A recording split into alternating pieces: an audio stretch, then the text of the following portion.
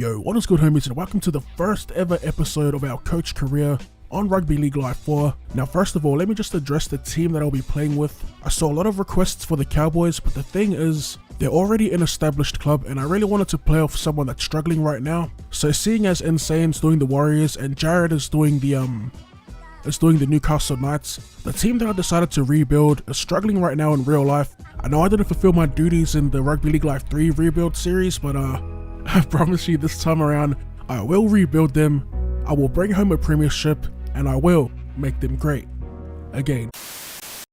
So our first team we're going to coach in Rugby League Live 4 is the West Tigers. As for our international team, again I opted for a challenge, so I ended up choosing England. I think it's going to be pretty tough to try and beat Australia and New Zealand in the Four Nations. As for state of origin, I decided to go with Queensland. No surprises there. And yeah, as we move along to our staff selection, it's actually called a support team, but anyway, it was between Full Reel Management and Sticker Athlete Management. Both terrible, and I've decided to go with Sticker Athlete Management. They're pretty bad at attracting and retaining players, and our recovery team is pretty bad as well. So it's going to be quite a struggle this season. You can already tell we're going to have to pay overs for some new talent. I'm looking forward to the challenge. I still haven't learned how to defend properly on the game, so it should be a pretty interesting season as we jump right into the Auckland Nines. Alright, so in the first game we'll be taking on the Newcastle Knights. As we take a look at the squads here, we've got a pretty stacked squad. I tried getting all our best players. I didn't mention it before, but you probably would have seen that the difficulty I'm playing on is veteran. If it does get a little too hard, I might bring it down a bit, and vice versa. If it gets too easy, I'll raise the bar. So it's going to be quite an interesting match. First up, taking on the Newcastle Knights, also a struggling team. So since we're playing in the nines here, I do play a more loose style of attack. Pretty much just experimenting on what I can do. I throw the ball around a lot, looking for space. And yeah, as we get started here, Jamal Idris with a little break. He's going to get wrapped up inside our 30. So on the first tackle, we're going to send it to Nofaluma. Puts it on the toe for Tedesco. A beautiful grubber as we make another break and we get tackled just past halfway. So second tackle here, we attack the short side. Kevin Naingama, he's going to get wrapped up outside the 40. Third tackle here, as we send it to Brooks, and he gets absolutely dropped in the tackle, loses the ball. We tried passing and we're too late, thus resulting in the knock on. As Nathan Ross, the Ross dog, makes a break up the middle, great footwork. He gets wrapped up outside our 20. As they send it to Kosh Jason, back inside to Paulie, and he sends it back outside to Kosh Jason.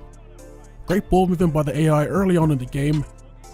As they send it quickly to Hodkinson, he sends it out to Feeney, and it's going to be Lamb on the wing who gets wrapped up on the 10. Third tackle here, as they go to Hodkinson, gets it away to Tupou, who also loses the ball. A couple of errors from both teams, but some pretty exciting attack. As Idris feeds the scrum, gets it away to Naingama, one-on-one with Lamb, and he stands him up. As we race away here, no one in the backfield. We're going to race away for the first try of the game, our first for the season in the Auckland Nines. It's going to be Kevin Naingama with the bonus zone try. Man, I just love the way everything looks on this game. It's way smoother, the sidestepping. Also, the contested catches look pretty smooth as well. I've yet to score a try off a contested catch or kick. Definitely one of my goals to score off a bomb or a crossfield punt. As we get ready to return the ball here, it's going to be Moses Sully. Takes it up. It's going to get wrapped up just inside our 20. So first tackle here, 6 minutes in. We go to Lolo Herrick, first receiver, and he's going to throw a terrible pass. Gets intercepted. It's going to be the Knights going over for their first try of the game. Brock Lamb it was who crosses the line as he converts his own kick. The Knights are still trailing, however, due to that bonus zone try. Alright, back with the Knights here, approaching the 8-minute mark. Brock Lamb at dummy half, sends it to Hodkinson, gets it out to Sio on the wing, and he's going to get wrapped up, gets the offload away, and Lamb's going to get wrapped up 12 meters out. Alright, third tackle, as they send it to Paulie, one-on-one with, I'm not too sure who that was, but he got absolutely steamrolled there. As Paulie scores their second try of the game, Lamb converts, and they finally take the lead, up by 6 points, 12-7. Alright, so in the second half here, I'm not sure if I mentioned it, but we're playing 5-minute halves. I reckon 3 minutes is nowhere near enough time to get some attack going. I guess it's good if you want to put multiple games in one video, but it's just not enough time for me. As Lolo here absolutely levels Hodkinson there, loses the ball. That was inside the first minute of the second half here. As we look to spread the ball to the left, we get it to Lolo here, and he just ends up taking the tackle. Alright, so first tackle here, lined up to the right. We go to Sully, and he just bursts through the gap. A simple try here. I guess one issue with the game right now that I can think of is the fullback positioning. If you go back and take a look, he was sitting on the dead ball line. As we hit the post here, we miss a crucial kick with Lolo here. That's another great thing about the game. The conversions are pretty difficult to master. Like all things though, I think with time, I'll eventually get better at it and get the timing down. Alright, so we're 15 minutes in, few minutes remaining in the game. We go short to Idris, a beautiful short ball to Selmanu Fangai, gets past one, and is gonna drive his way towards the 20. Massive run by the prop. Second tackle here. We go to Brooks, gets around one, and he's gonna get wrapped up inside the 10. As we inch closer, they give away a penalty right in front of the posts. We end up taking the shot at goal and backing our defense. I'm not trying to lose our first game here.